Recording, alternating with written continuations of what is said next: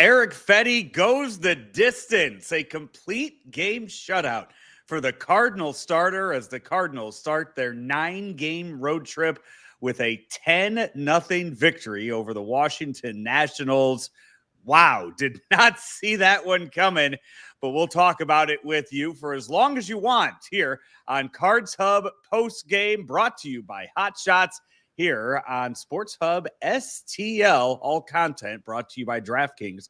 The crown is yours. I'm Joe Roderick, joined alongside by Ethan Hannaford.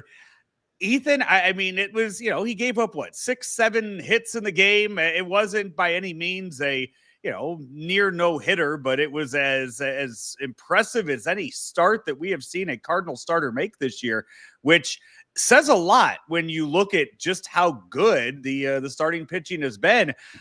Your initial assessment of what we saw out of Erick Fedde tonight. Well, I mean, obviously, anytime in today's day and age, 2025, where you get a guy that can go the distance, eyes are going to pop, and you're going to notice that on the stat line and say, hey-oh, what year are we in again? Because, it doesn't happen in today's day and age of baseball, where starting pitchers are averaging going 5 innings for Erick Fedde to be able to do what he did tonight. Most definitely is encouraging. It's exciting, and not to mention that it's in the middle of a stretch where the Cardinals have now won 6 straight games for the first time since 2022. So I mean, it's been a little while that since there's been this level of energy. It feels like, as far as the Cardinals, whether it continues and the Cardinals are in the mix for a playoff spot in September is one thing, but at least for St. Louis to be in the mix and playing competitive baseball, beating the Mets a couple of times, a good team, say what you want about the Pirates, and the Nationals are still in that and kind of in a rebuilding phase as well. But a win is a win, and you're facing professional ball players, and the Cardinals have been able to do that 6 times in a row, which is most definitely an encouraging thing, moving now to above the 500 mark. And as we mentioned, Erick Fedde was exceptional tonight. I think the thing that stood out to me the most in this game was not necessarily the number of innings that he threw, but more so how many walks were in the walk column, which was 0. Erick walks 0, which that has been by far his biggest issue. When you look through, he's had outings. I'm looking through here: April 4th, 4; April 9th, 4; the 15th and the 21st, 3; on the May 4th, 4. So the walks have been a big issue for him. So when it just goes to show that when you're able to consistently be pounding the strike zone, executing your pitches, good things happen for you. And not only that, I think he only had 2 3-ball counts tonight. So it's not even like he was flirting with it a lot tonight.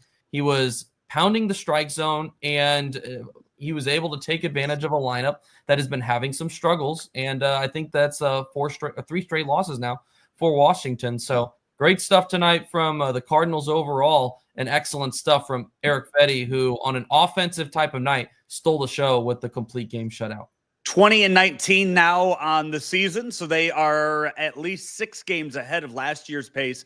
They won their 20th game last year in game number 45 to go to 20-25 on the season. That was on May 18th of last year, so playing above that pace that they were on last year. Samuel chimes in. I'm going to take this comment. I'm going to put it in my back pocket for later on in the show, possibly asking if the starting pitching can be too good, saying our relievers need to stay sharp. Samuel, remind me of that comment later on in the show. I'm going to circle back to it on that. And as Allison points out too, saying, of course, the game was streaming only on Apple TV. Thank goodness she had the radio to listen to. I did the same. I threw on. So normally I thought MLB TV, if you have it on the app, Roku TV, threw it up on the app. I thought they did a quad box like they do on Red Zone. I know that I've watched a game earlier this year the same way, where you could watch 4 games at once. And one of those games is usually the Apple TV game. They didn't give me the quad box option tonight. So I sat there and I just listened to John and Ricky call the game today. And as you mentioned, talking about how rare complete games are. It's funny you should say that, because in the ninth inning, John Rooney was discussing that if you go and you look at like pitcher stats these days, if you look at like league leaders and stuff, they don't even put complete games on there anymore. If you go, you search that's not even one of the main options anymore, because it's such a rarity that nobody's looking it up. Like, you're not going on there and you're looking up complete games anymore. Not like the old days where, you'd have a handful of them. And so, Rooney mentioned that too, how rare it was. First one they mentioned on the radio broadcast, the first one since, was it 2022? Jordan Montgomery in Wrigley, throwing a game 1-0. I remember, with Albert Pujols' home being the run in that game. And I think it's only the fourth in baseball this year complete game pitching performance. I don't even think that's shutouts necessarily. So it just goes to show how baseball in so many ways has changed so much in the last 10, 15 years. The pitcher length has to be one of the most extreme changes. I think, just looking, even like if you think about like an Adam Wainwright per se, how at the beginning of his career compared to the end, the expectation is if you don't go 7 innings, then it's a failure of an outing.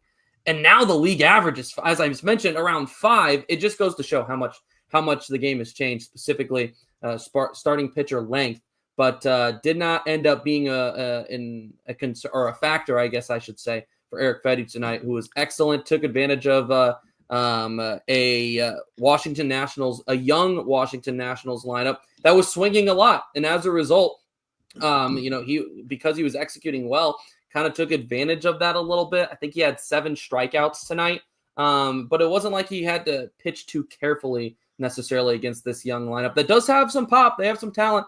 Josh Bell's in there. We all know about the prospects that James Wood and Dylan Cruz are. So there's some talent in this lineup. They're just not quite there yet. Complete games in all of baseball this year. Any guess where we stand with complete games on the season? I thought I heard on the broadcast them say 4. I thought that's what I heard. Yeah, it was the 4th one this year that he threw. Michael King of the Padres. Got him in fantasy. So, that was a great day. Framber Valdez of the Astros and Nathan Eovaldi of the Rangers.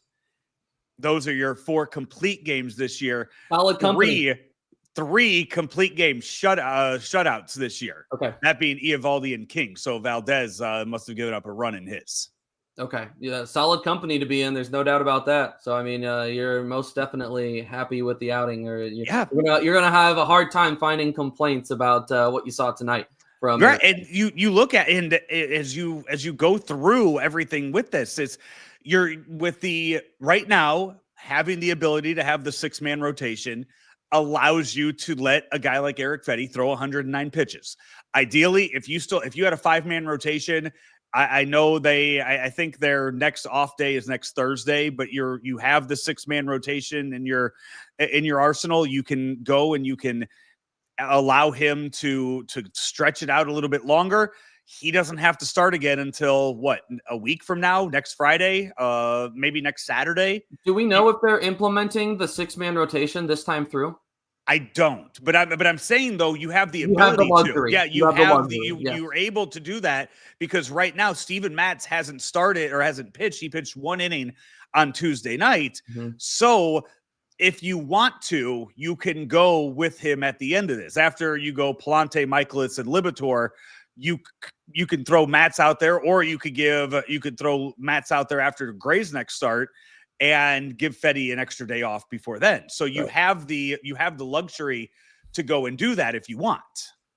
Yeah. By the way, I'm enjoying all the and just to throw in there real quick on top of that, Steven Matz, I think they're still trying to figure out where he is, but I think that Michael McGreevy made a serious statement with that long relief outing that he had last Sunday in game 2 of the doubleheader, when he threw 5 2/3 innings, allowing 1 run against arguably the second best lineup in Major League Baseball. That was pretty telling. And that being, and then only a couple days later, them using Matz in that late inning situation.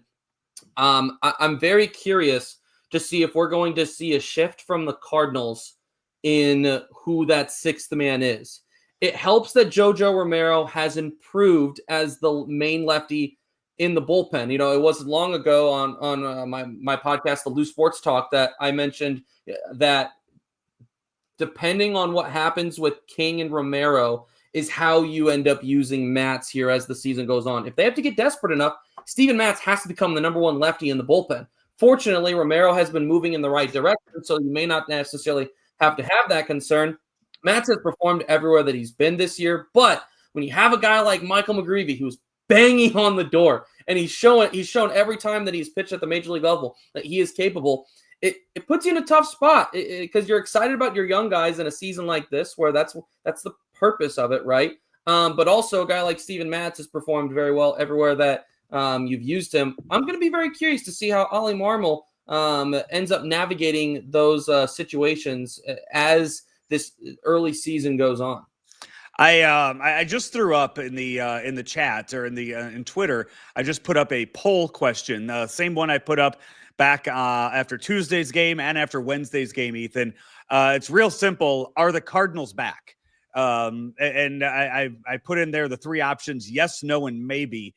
And I see we have a lot of people in the YouTube chat. I'm going to go over to YouTube. I'm going to throw that poll question up there as well, just to get the general sense. I want to get a feel of where Cardinal fans are right now with this team. You get Ivon Herrera back. You're consistently getting good starting pitching. You're over 500 now. The Cubs are about to lose to the Mets. There's a lot of things trending in the right direction. And if the Cubs, when the Cubs lose here, Cardinals are going to be 2 games back of those Cubs with all that offensive firepower. Yeah, it's definitely exciting. I mean, there's no doubt that when you see the team play like they have, it gets you fired up as a fan, right? It's refreshing, especially after the heartbreak that our Blues just brought us last weekend. I mean, it gives you something to hold on to, which is exciting. I think that we've seen some common trends with this team through 39 games, right? We have seen moments when they have given us exciting play that gives us a lot of optimism. And we've seen moments when we are just ready for it to be October 1st and for the season to be over.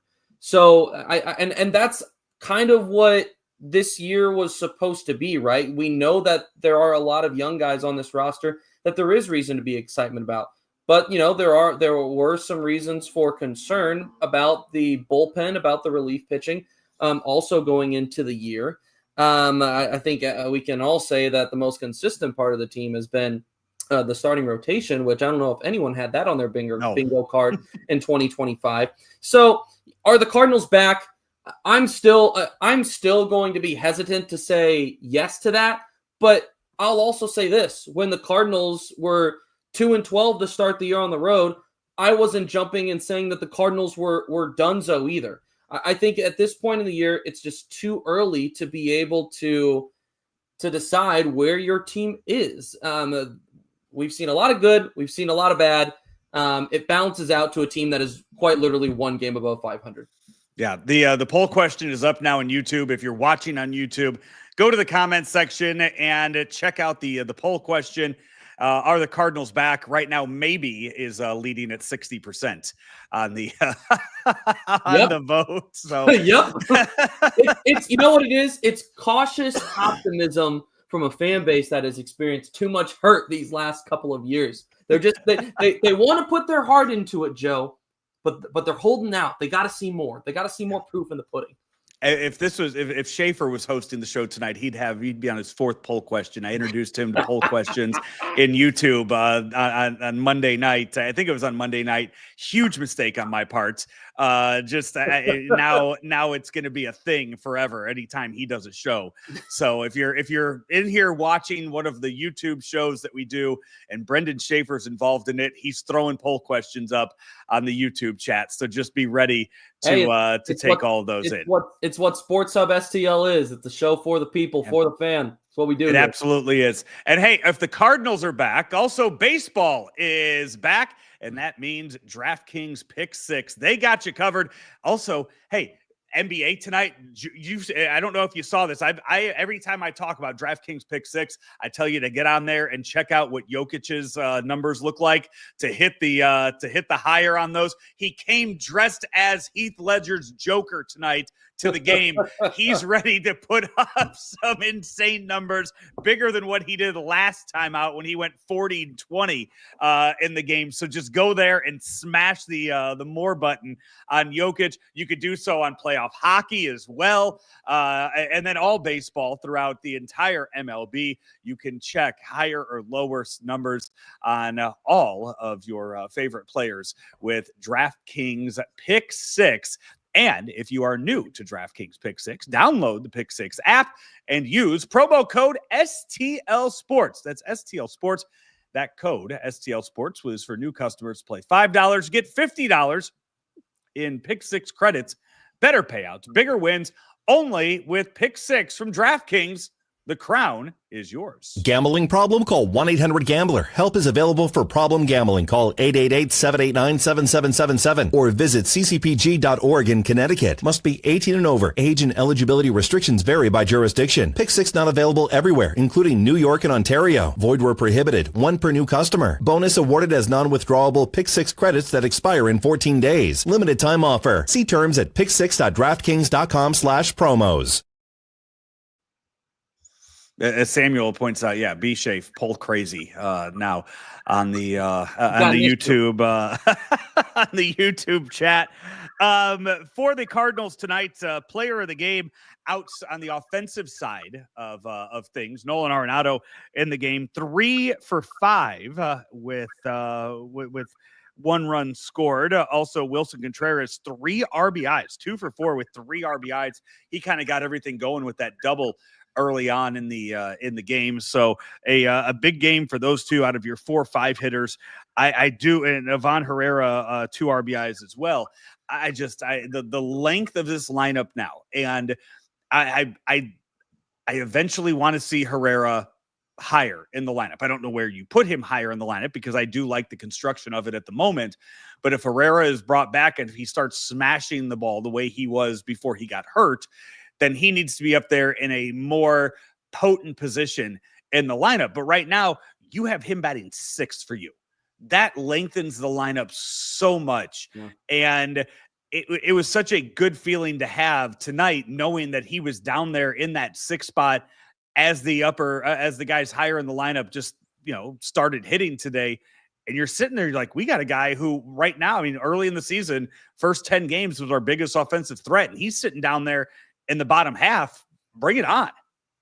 Yeah, I mean, and for those that are wondering, because I know the game was on Apple TV tonight, that don't know his full line tonight, he went 1 for 4 with a double, and he had 2 runs driven in on that double. He struck out late in the game.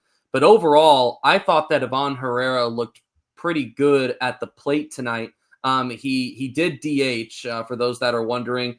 I don't know if they have officially said what the deal is with him as far as catching goes, but I know that they're playing it kind of day to day with how the knee is feeling. So I imagine that they're going to be pretty cautious and pretty slow to get him back into catching consistent innings. But overall, I thought that Ivon Herrera looked pretty good at the plate tonight. He should have had 2 RBIs.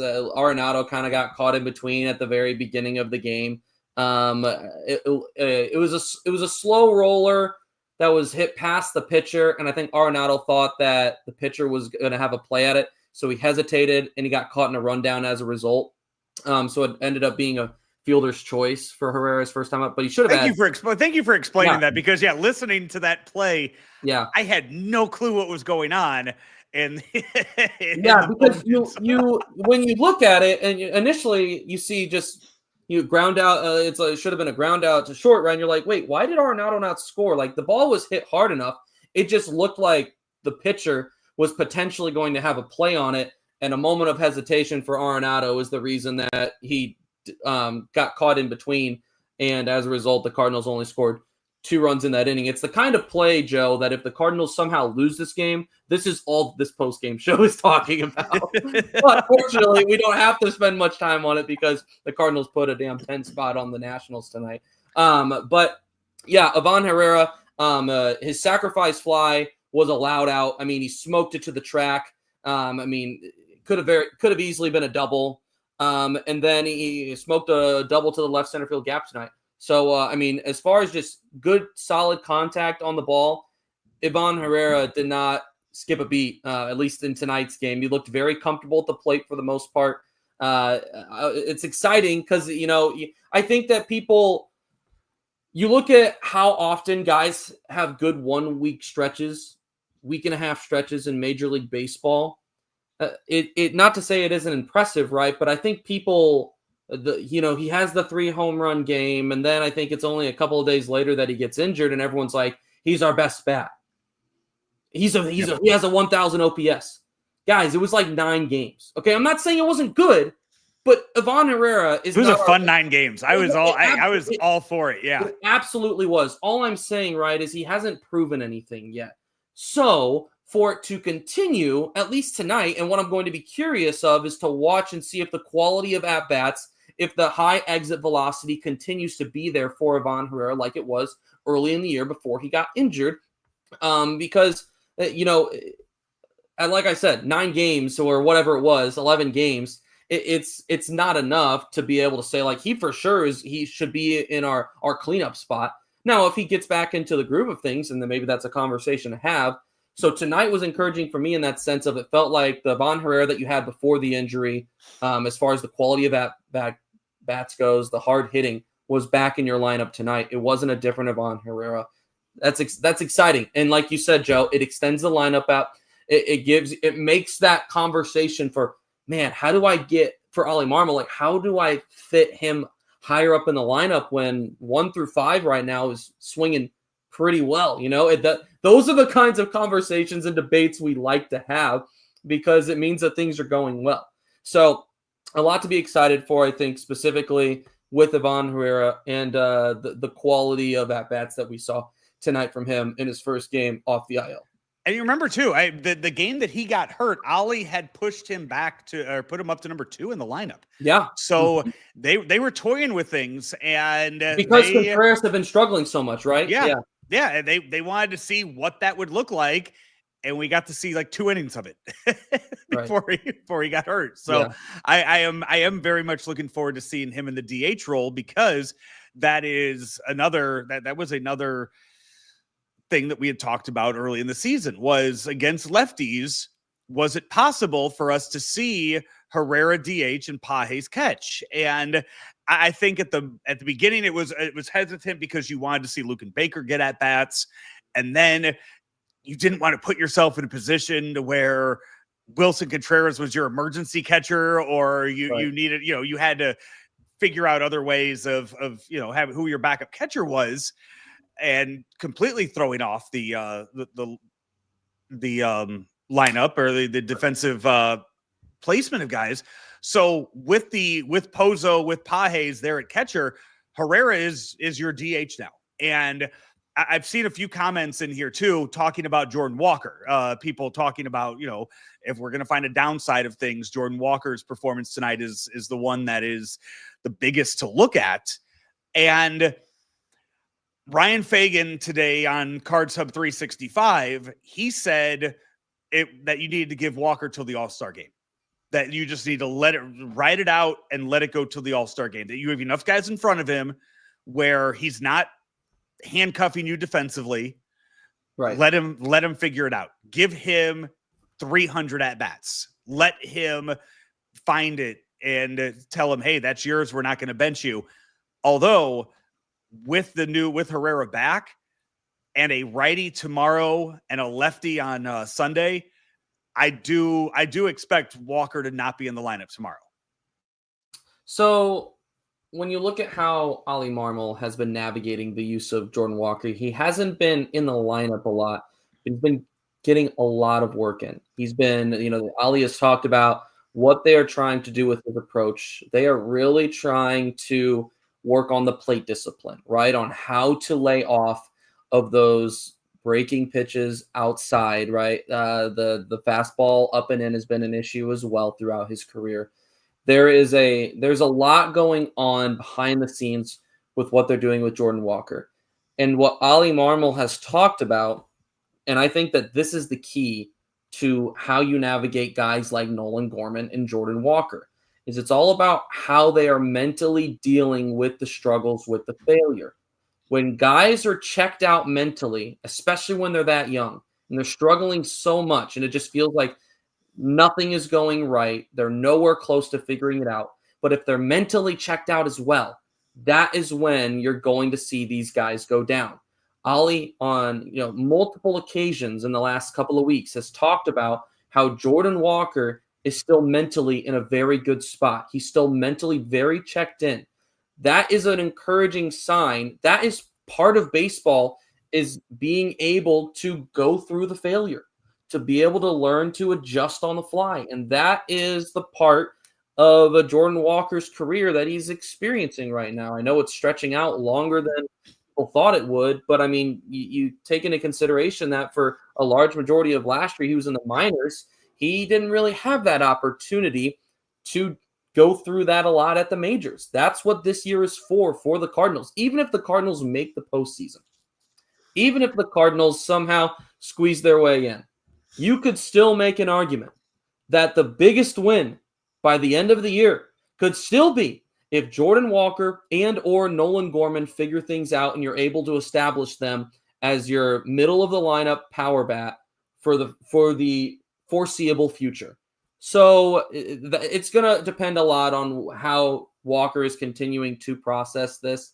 As far as, the usage, I don't have a good answer for that, but, I have to trust what the manager is saying. And the manager is saying that he is still mentally checked in and he is still mentally in a good place right now. Let's hold on to that and let's hope that eventually the results start showing.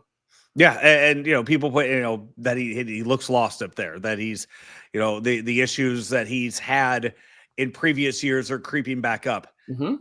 Don't send him down then. Don't send him down and do what you've done the last 2 years. Tell him, hey, we're going to ride this out. We have a good enough offense, 1 through 7 in front of you. You got Victor Scott behind you. Hey, go figure it out. You're going to start. You're going to play. Anytime there's a lefty on the mound, you are 100% starting. We'll figure it out when there's righties on the mound. It's your job. Yeah, go for it. Yep, I completely agree. You said it right there. This is what, and this is where I think fans have a hard time, is especially more so when the Cardinals are winning and playing like they are, and fans get that hope. I'm not sure what that poll's looking like right now, Joe, if fans are bought back in. But, right now, 44% of the people are saying, yes, the Cardinals are back. 49% saying maybe they're back. Only 8% at the moment, Ethan. 8% saying no, the Cardinals are not back. Right that way. This poll up. I put this same poll up on Tuesday after the game when they beat Paul Skeens for the 4th time in Paul Skeens' career. I asked, are the Cardinals back? 58% of the people said no.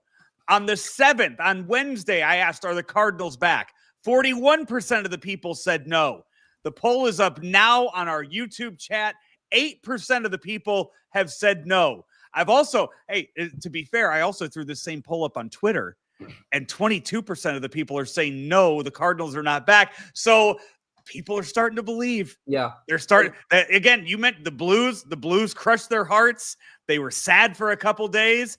The Cardinals just keep on winning now, and they're giving people something to believe in as we get into summer.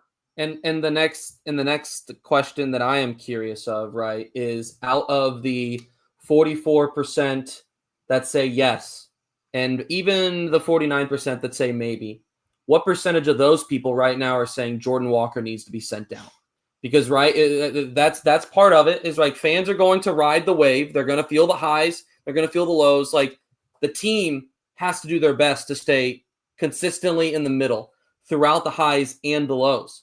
Especially the manager. You cannot make decisions based off of the highs and the lows, right? And especially 40 games in when it balances out to being a 1 game over 500 team.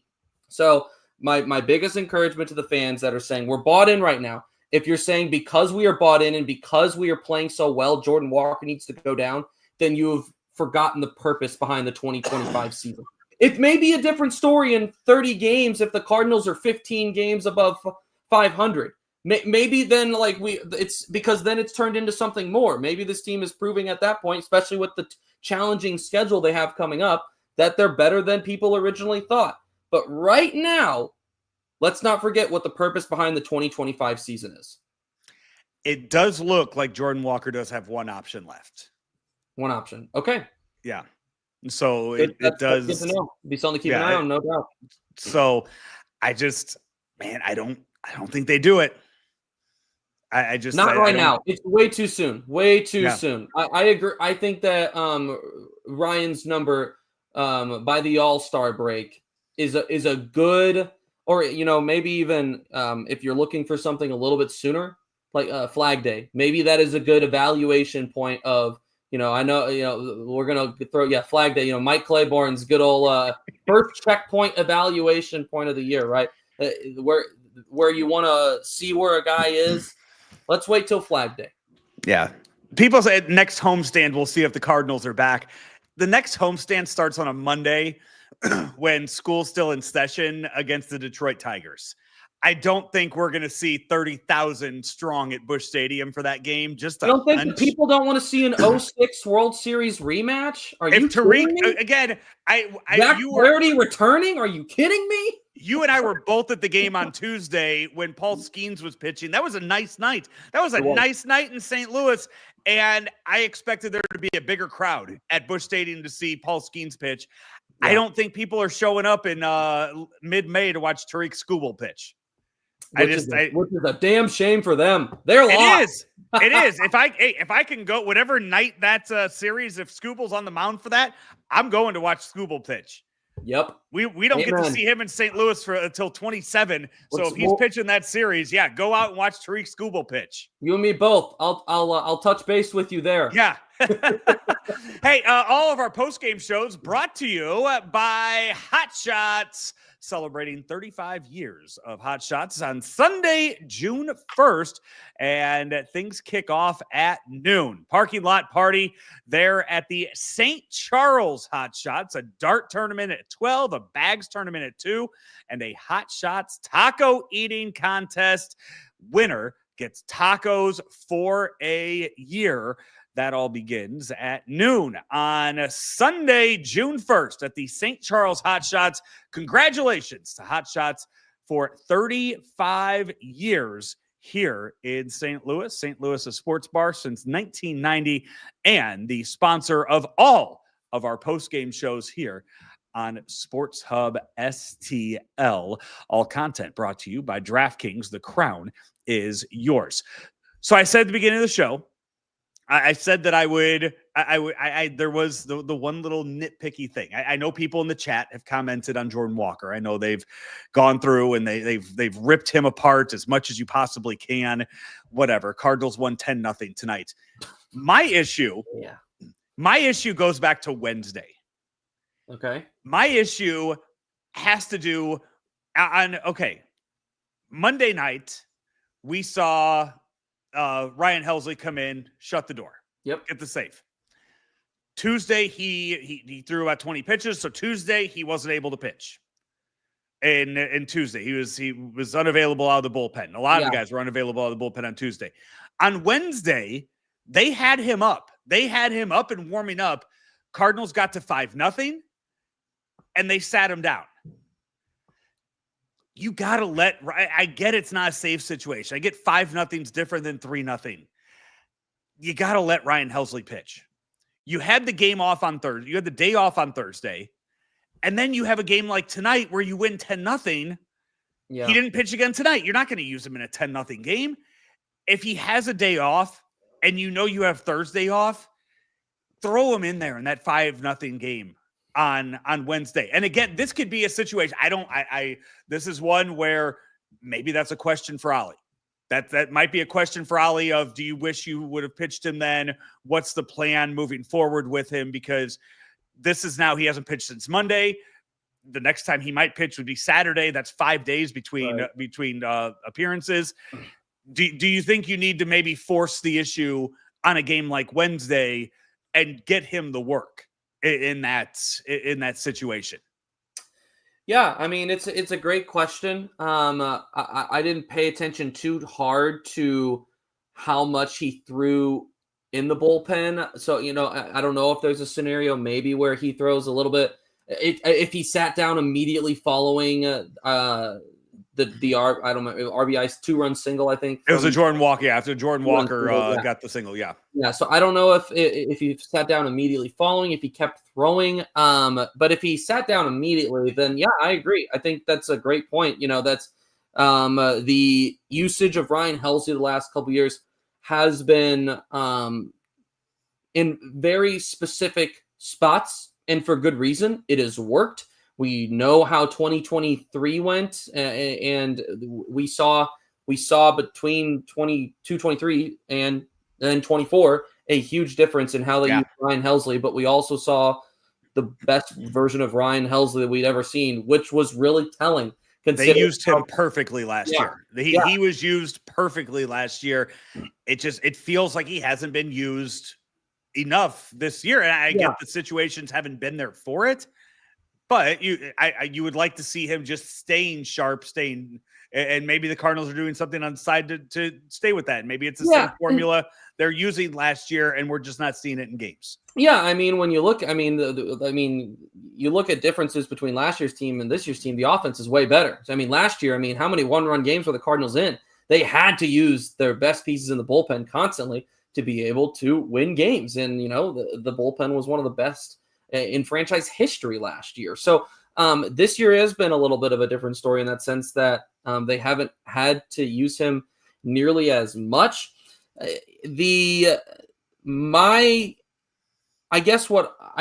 trying to think of what my devil's advocate would be in this situation, because I think I agree with you. I think I would have liked to see them use Heley on Wednesday as well.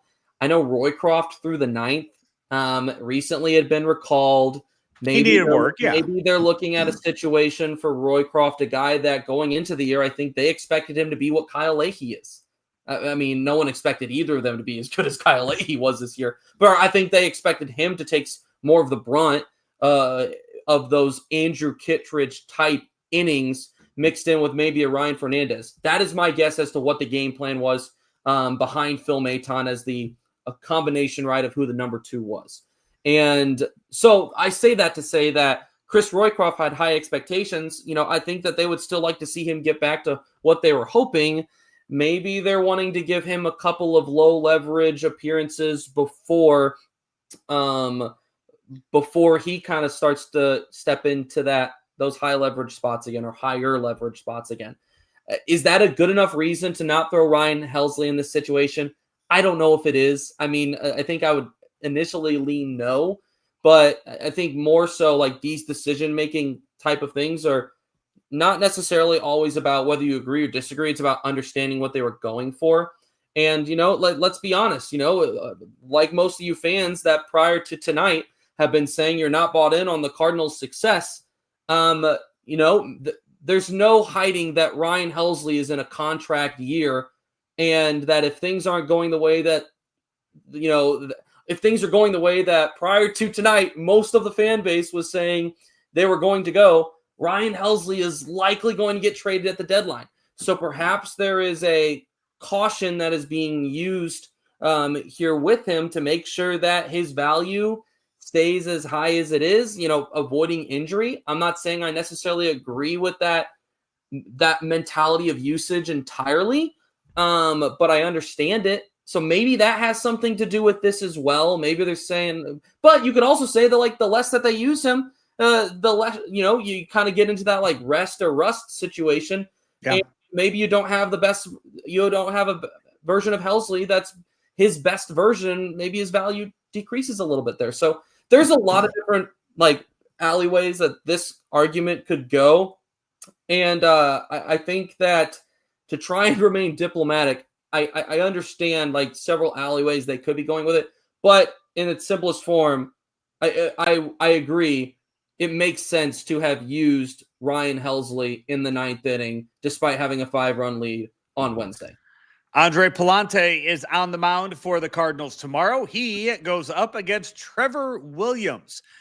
You and Brendan Schaefer will have Cards Hub 365 tomorrow. So break down that performance and talk about the upcoming game and anything that we might have missed here overnight. Yeah, let me give a quick tease as to what something that I'm gonna look to discuss tomorrow with B. Schaefer is, I know there was some chat tonight on the live chat about the usage of Ivon Herrera, right? And I know right now it's an 1090 DH, but what is the future of him with you having 2 other catchers up right now? You're dealing with the bone bruise. He's working back from that. Where does it make the most sense for Ivon Herrera to be, like, position-wise, like, as the season goes on? Some people are advocating that he should become the full-time designated hitter. I'm going to be curious to discuss that tomorrow morning with Brendan Schaefer. So be sure to turn on those notifications so that when we go live, you can be sharing your thoughts on that situation with us as well and hearing our thoughts as well. Because I have a feeling that B. Schaefer probably has some opinions on that, as he does about most things. Mets beat the Cubs tonight. Cardinals 2 games back in the NL Central, 2.5 games back of a wild card position. Cardinals are back. Cardinals are back, baby. They are back, and we appreciate all of you that have been watching and getting involved with us here on the Cards Hub Postgame Show. All of our postgame shows brought to you by Hot Shots, home of St. Louis sports fans since 1990. And all content here on Sports Hub STL is brought to you by DraftKings. The crown is yours. For Ethan Hannaford, I'm Joe Roderick. Talk to you tomorrow here on Sports Hub STL.